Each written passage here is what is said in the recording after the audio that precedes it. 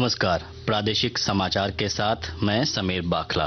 पहले मुख्य समाचार। राज्य समेत देश भर में श्रद्धा और भक्तिभाव से मनाई जा रही महानवमी, पूजा पंडालों और मंदिरों में विशेष पूजा और अनुष्ठान का आयोजन। केंद्रीय सहकारिता मंत्री अमित शाह ने कहा, कृषि निर्यात बढ़ाना और किसानों को समृद्ध करना सरकार का लक्ष्य। NCEL के लोगो, वेबसाइट और ब्रोशर का किया लोकार्पण। आज और कल छाए रहेंगे आंशिक बादल, मौसम विभाग ने जताया हल्की बारिश का पूर्वानुमान। और चीन में चल रहे एशियाई पैरा गेम्स में भारत ने 10 पदक जीतकर की अपने अभियान की शुरुआत। 4 स्वर्ण, 3 रजत और 3 कांस्य पदक शामिल। और अब समाचार विस्तार से। देश भर में शारदीय नवरात्र के 9वें दिन महानवमी पूरे श्रद्धा और भक्तिभाव से मनाई जा रही है। प्रधानमंत्री नरेंद्र मोदी ने देशवासियों को महानवमी की बधाई दी है। सोशल मीडिया पर अपने संदेश में प्रधानमंत्री ने कहा कि देवी मां से प्रार्थना है कि वे देश के हर परिवार को संकल्प की सिद्धि का आशीर्वाद दे। राज्यपाल CP राधाकृष्णन और मुख्यमंत्री हेमंत सोरेन ने भी राज्यवासियों को महानवमी और विजयदशमी की शुभकामनाएं दी हैं। इधर मंदिरों, पंडालों और घरों में नवमी अनुष्ठान किए जा रहे हैं। सुबह से ही राज्य भर के मंदिरों में भक्तों की भीड़ उमड़ रही है। महानवमी के अवसर पर मां सिद्धिदात्री की पूजा अर्चना की जा रही है। पंडालों की सजावट और मूर्तियों की भव्यता श्रद्धालुओं को आकर्षित कर रही है। राज्य भर में दुर्गोत्सव का उत्साह है। दुर्गोत्सव के अंतिम दिन कल विजयादशमी मनाई जाएगी। रांची के मोरहाबादी मैदान में पंजाबी हिंदू बिरादरी की ओर से रावण दहन किया जाएगा। यहां रावण का 70 फीट ऊंचा पुतला तैयार किया गया है। वहीं कुंभकर्ण के 65 फीट और मेघनाथ के 60 फीट ऊंचे पुतले का दहन किया जाएगा। इसके अलावा 30-30 फीट की सोने की लंका भी तैयार की गई है। इस वर्ष मुख्यमंत्री हेमंत सोरेन रिमोट से तीनों पुतलों का दहन करेंगे। इस बार कोलकाता के कारीगर की देखरेख में आतिशबाजी की जाएगी। साथ ही कई सांस्कृतिक कार्यक्रम भी आयोजित होंगे। कार्यक्रम दिन के 3:30 बजे से शुरू होगा। अरगोड़ा मैदान, HEC परिसर स्थित शालीमार बाजार समेत रांची के कई अन्य जगहों पर भी रावण दहन किया जाएगा। इधर खूंटी जिले के महादेव मंडा मंदिर परिसर में कल विजयादशमी के अवसर पर रावण दहन होगा। इस वर्ष समिति द्वारा 65 फीट के रावण का पुतला तैयार कराया गया है। रावण वध कार्यक्रम में केंद्रीय मंत्री अर्जुन मुंडा बतौर मुख्य अतिथि मौजूद रहेंगे।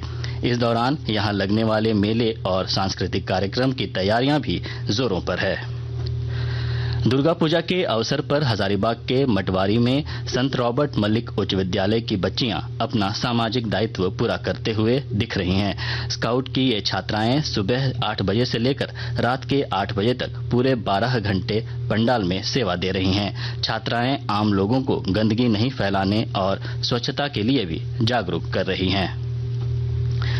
केंद्रीय सहकारिता मंत्री अमित शाह ने कहा कि कृषि निर्यात बढ़ाना और किसानों को समृद्ध करना सरकार का लक्ष्य है। नई दिल्ली में आज सहकारी निर्यात पर संगोष्ठी में अपने संबोधन में कहा कि किसानों को ऑर्गेनिक उत्पादन का लाभ मिले, इसका भी प्रयास जारी है।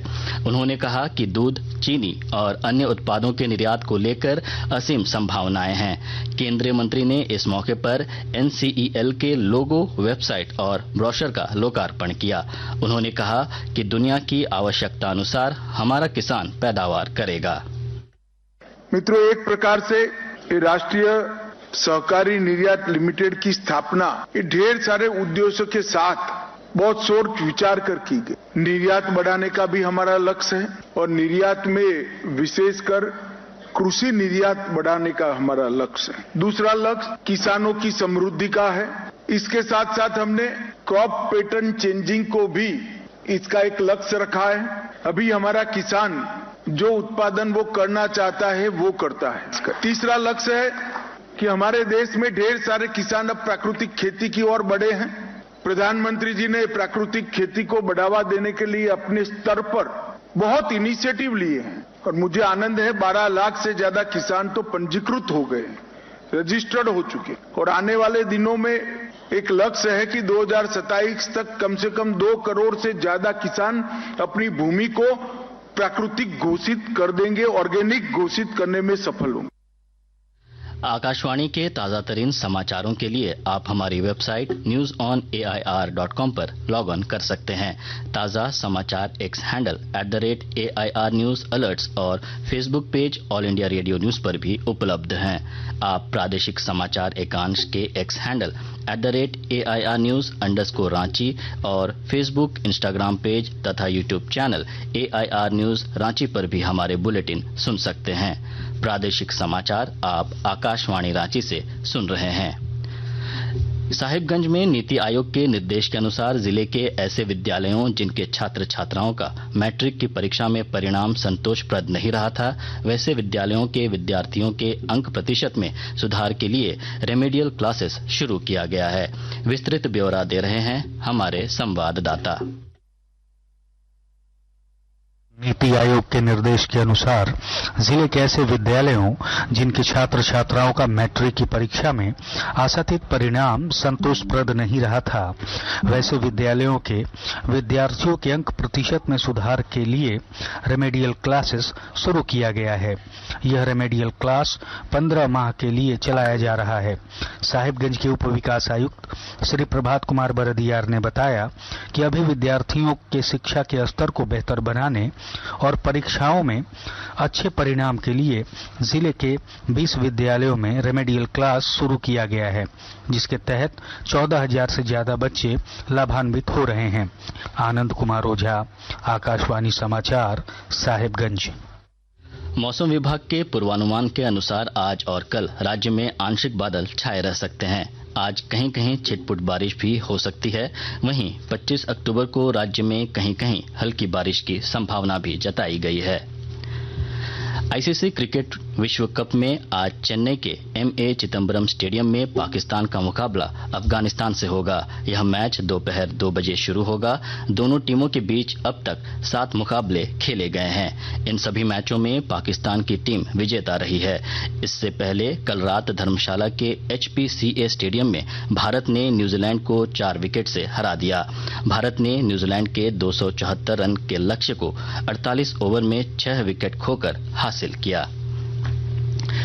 चीन के हांगझाओ में चल रहे चौथे एशियाई पैरा गेम्स में भारत ने अपने अभियान की शुरुआत 10 पदक जीतकर की, जिनमें 4 स्वर्ण, 3 रजत और 3 कांस्य पदक शामिल हैं। T47 श्रेणी में पुरुषों की ऊंची कूद स्पर्धा में निषाद कुमार ने स्वर्ण पदक जीता। उन्होंने 2.02 मीटर की इस कूद में एशियाई खेलों का रिकॉर्ड तोड़ा।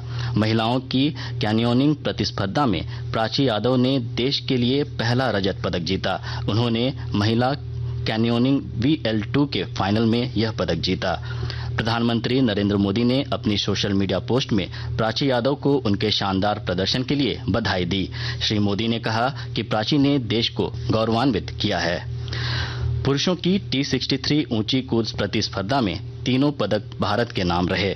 इस स्पर्धा में शैलेश कुमार ने स्वर्ण, मरियप्पन थंगवेलु ने रजत और राम सिंह पटियार ने कांस्य पदक जीता। मोनू घंघास ने पुरुषों की शॉटपुट स्पर्धा में रजत पदक हासिल किया। पुरुष क्लब थ्रो में भारत के प्रणव सुरमा ने स्वर्ण, धर्मवीर ने रजत और अमित सिरोहा ने रजत पदक जीता। भारत ने एशियाई पैरा गेम्स में 17 खेल विधाओं के लिए 303 एथलीट का दल भेजा है। प्रधानमंत्री नरेंद्र मोदी ने एशियाई पैरा गेम्स में भारतीय दल को शुभकामनाएं दी हैं। उन्होंने विश्वास व्यक्त किया कि इस खेल आयोजन में भारत की खेल भावना की झलक देखने को मिलेगी। अंत में मुख्य समाचार एक बार फिर। राज्य समेत देश भर में श्रद्धा और भक्तिभाव से मनाई जा रही महानवमी, पूजा पंडालों और मंदिरों में विशेष पूजा और अनुष्ठान का आयोजन। केंद्रीय सहकारिता मंत्री अमित शाह ने कहा, कृषि निर्यात बढ़ाना और किसानों को समृद्ध करना सरकार का लक्ष्य। NCEL के लोगो, वेबसाइट और ब्रोशर का किया लोकार्पण। आज और कल छाए रहेंगे आंशिक बादल। मौसम विभाग ने जताया हल्की बारिश का पूर्वानुमान। चीन में चल रहे एशियाई पैरा गेम्स में भारत ने 10 पदक जीतकर की अपने अभियान की शुरुआत। 4 स्वर्ण, 3 रजत और 3 कांस्य पदक शामिल। इसके साथ ही आकाशवाणी रांची से प्रादेशिक समाचार का ये बुलेटिन समाप्त हुआ। नमस्कार।